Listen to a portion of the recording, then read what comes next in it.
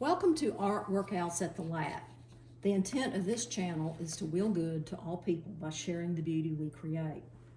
The studio setup is based on my objective for this lesson, to draw a sphere approximately the same size as the sphere in the shadow box according to the classical order of light. This means that the easel and the subject, or the sphere, are placed in a parallel or side-by-side position for a sight-size measuring method. This places the vantage point or the view of the artist in between the subject and the easel. This positioning allows the artist to view both the subject and the easel without rotating their head, which can cause distortions.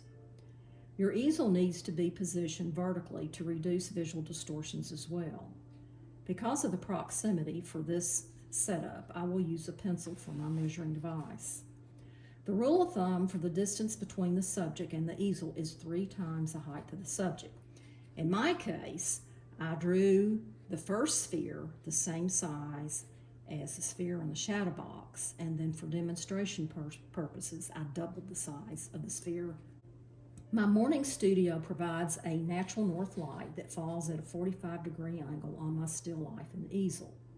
Plus, a studio light is placed at a 45-degree angle, so both the still life and the easel benefit from the same lighting. Each morning I recheck my studio setup to maintain accuracy prior to drawing. An important component for the studio space is the ability to stand back 8 to 10 feet to view the artwork as it develops on the easel to observe the areas that need more attention. My pencil is held in an underhand position that allows full range of my wrist in all directions. Holding a pencil in a writing position reduces your mark-making capabilities. The selected media materials for this lesson are the Canson 90-pound cream drawing paper for its smooth surface and durability, the Mitsubishi graphite pencils, 2H to 10B for the smoothness they provide on the paper surface, the Moo eraser for thoroughly cleaning up the edges of the drawing, and a kneaded eraser for precision lifting in tight areas. The ultrafine sandpaper for sharpening my pencils to a chisel point or sharpening to a sharp point. I prefer a chisel point for this type of drawing. And an X-Acto knife for cutting away the wood on my pencils prior to sharpening on the sandpaper. An 18-inch clear plastic ruler to help establish the boundaries of my paper.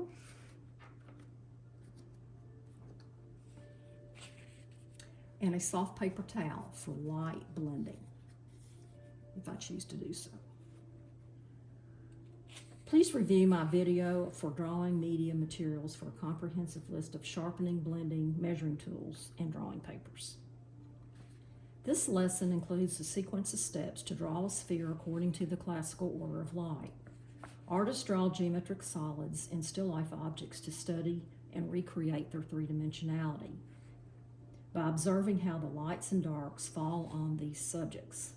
The lights are observed first, followed by the darks, but the mid-tone values of 4, 5, and 6 hold the drawings together visually to create the illusion of form or three-dimensionality.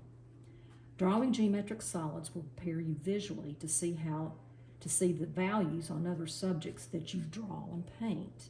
Learning the classical order of light will help you interpret correctly what you are seeing. So select and place the sphere in a shadow box with a light source positioned at a 45-degree angle. Experiment with different arrangements. Then draw in a sketchbook your planned composition. Create a traditional value scale with 9 values on the same page as your sketch design.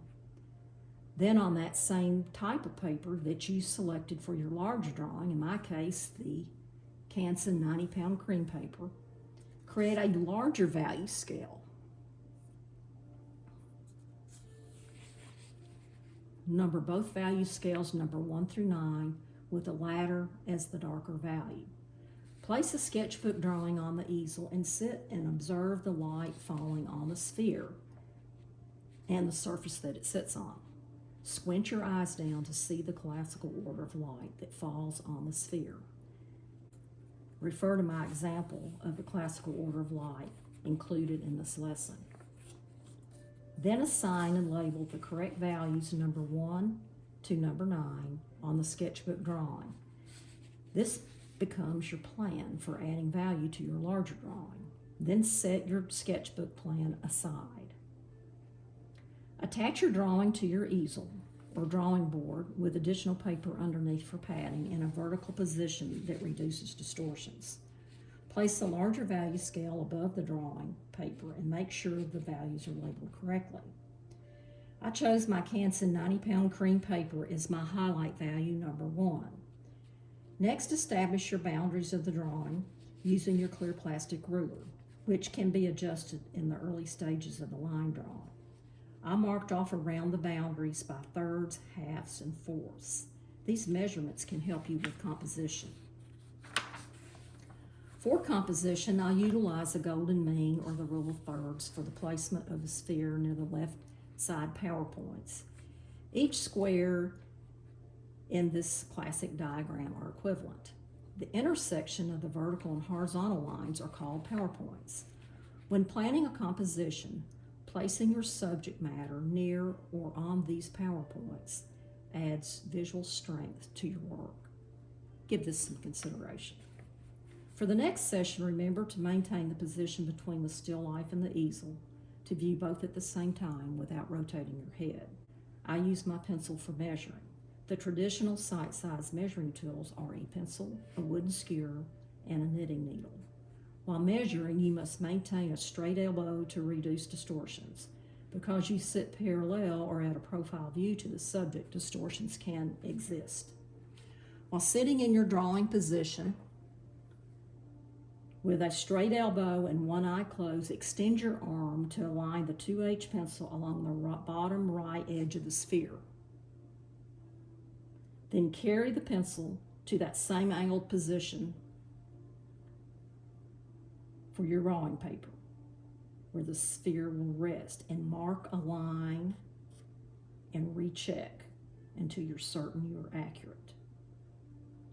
Then measure the left side.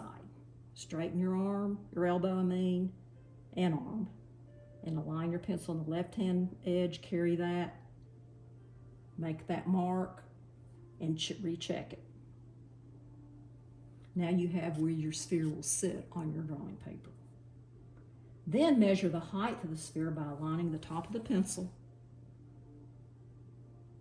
and slide your thumbnail down and get that unit of measure. And you can carry this over. And what I did was, this measurement ended up being to where I could just double it when I decided to double the next sphere. The first sphere was the actual height, as I said, and then I decided for a demo I'd do one twice the height. Then check your width. Since you're drawing a sphere, your height and your width are equal. So the height and the width are equal. I reminded my students that from the center of the sphere, they can measure equally in the 4 cardinal directions. Here's my center. So I could measure north, south, east, west.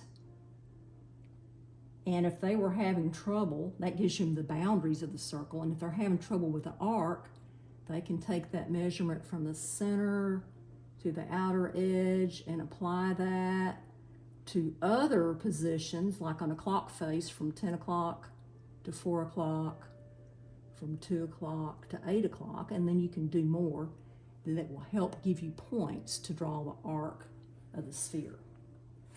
For your next session, stand back 8 feet to view the contour line of the sphere. If something appears off, it probably is, and you will need to recheck your sighting and make sure all necessary corrections are made before you add value to your sphere. Now review the value study. Take time to reassess the placements for the values on the sphere and the cast shadow that you assign to the sketchbook drawing, and make those corrections now. Refer to the classical order of light example provided for this lesson and squint down to see the order of light on your sphere. The 4 traditional methods for adding value to a drawing are hatching, which is a series of parallel lines. Cross-hatching, which is a series of parallel lines, and then you hatch or superimpose over the top of it in different directions.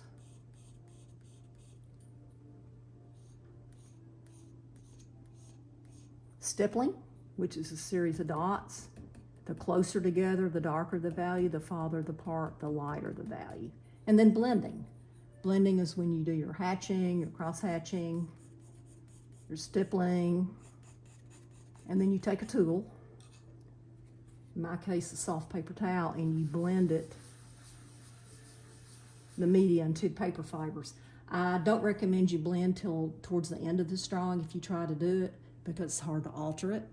The hatching actually makes a really lovely example.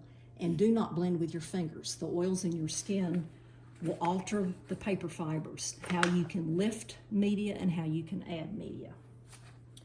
So begin with your 2H pencil and hatch over the entire drawing where value goes, except where the number 1 highlight is. It's right there where the light hits the sphere. There's no value there. Value number 1 is the color of the paper.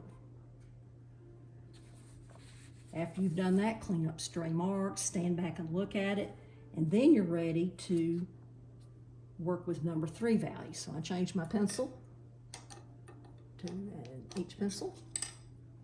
And then I looked and observed in my still life and my sketchbook plan. I have my number 1 value, my number 2 values are here, my number 2 values are in the foreground, and I need to place my number 3 value, which is like a halo around the number 2 value. Cleaned up my stray marks, and I stand back and look at it. After all 1, 2, and 3 values are in place, you are ready to add your number 4 value right here. This is your mid-tone light. So you have your highlight, you have your light, and the number 3 value is your local light, and your number 4 value is your light mid-tone. So then you add that right there next to your number 3. Clean up any stray marks, stand back. Then you need to add your number 5, and it goes right next to number 4. And then you're ready for number 6, cleaning up after each value you add and stepping back. And you can see the developing sphere at this point. For your next session, recheck your studio setup, stand back 8 feet from the drawing, and reassess value placements for the accuracy, and proceed with your darker values. Number 7 is your form shadow. Number 8 is your core shadow, also referred to as a terminator line or bedbug line. And number 9 is your dark shadow, and you're going to see that it's down here where it's in the cast shadow range. So as you add each one, stand back, stop to look. You'll be using your value range 5B to 10B to establish 7, 8, and 9. Refer to the classical order of light. So once again, you had 1, 2, 3, 4, 5, 6.